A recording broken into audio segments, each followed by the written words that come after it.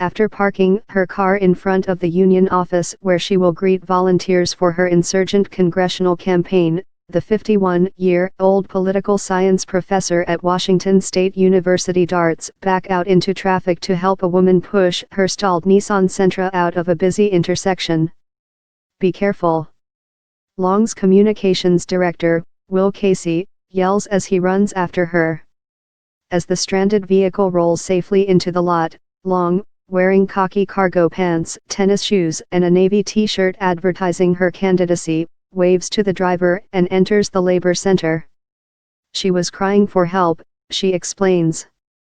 Roughly 75 supporters, most energized by disgust with President Trump, are milling around a hastily assembled hard-shell taco bar and picking up packets of brochures and talking points for Long's bid to unseat four-term incumbent Representative Jamie Herrera Beutler in Washington's 3rd District, the southwestern quadrant of the state along the Columbia River.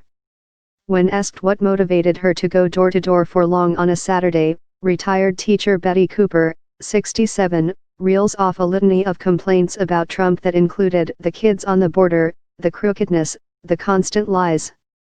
But she's also angry at Herrera Beutler, who she views as an enabler of the president's agenda. "She came in 2010 when the Tea Party had their wave. Now it's 2018 and it's time for a blue wave," Cooper said. "She's gone because she's not a moderate. She says she didn't vote for Trump but she supports everything he does. She won't hold him accountable." Shaking hands with volunteers, Long says she agrees with those who have come to view Herrera Beutler as the next best thing to a rubber stamp for Trump. She's very much in favor of his policies, Long says. Herrera Beutler, 39, takes issue with that characterization, and often points out that she refused to vote for Trump in 2016, writing in Paul Ryan's name on the ballot instead.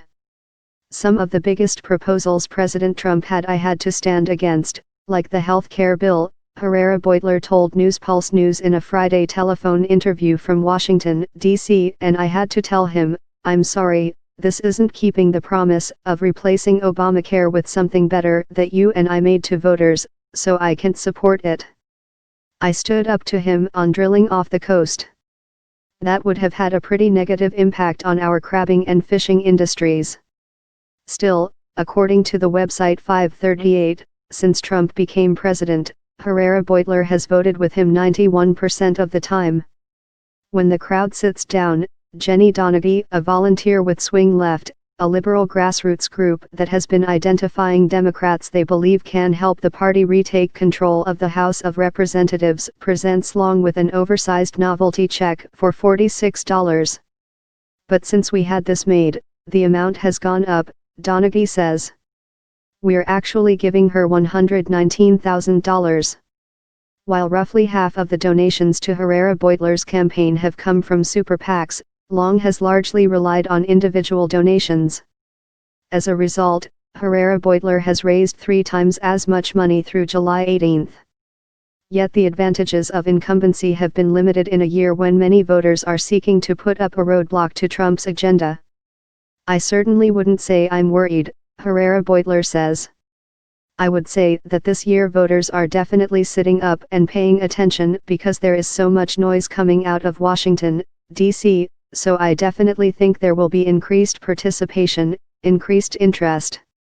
I try not to make the election about Trump, because I think that is a mistake," Long says. "We want to be for something rather than against something. What I talk about is the need for a constitutional check on the administration, and even though Trump is an easy target, the Republican Party's complicity with what Trump is doing is the real story here. When you come from a Republican family and when you have a Republican household, you learn that there's actually so much more that we agree upon than we disagree upon if we focus on values and beliefs," Long says. "Too often we focus on policy and people get into their corners. I reach across the political aisle every time I ask my husband to pass the salt." A staunch conservative, Herrera Beutler is to the right of Long on most every issue. She opposes abortion, same-sex marriage rights and background checks for firearm purchases. Since she was elected to Congress, she has voted multiple times to try to repeal the Affordable Care Act. I do believe that the Asahi has harmed more people than it has helped, Herrera-Beutler says. We have to replace this current system. To hear Herrera-Beutler tell it, her views are much more in line with the residents of the 3rd District than Long's, an argument bolstered by the fact that she trounced her last 3 Democratic opponents, earning re-election with 60% or more of the vote each time. This year, however, her argument against Long echoes one being made nationally by the president, that her Democratic opponent is a wild-eyed liberal following a playbook written by socialist Bernie Sanders. She believes in the Medicare for all option is where we need to go, Herrera-Beutler says of Longitude. She absolutely supports it.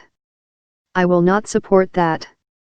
It would jeopardize Medicare, and it also costs $32 trillion, which is almost double what we are paying right now. That's almost double our annual budget. But while Long has earned the endorsement of progressives like Elizabeth Warren, she has never endorsed Medicare for all.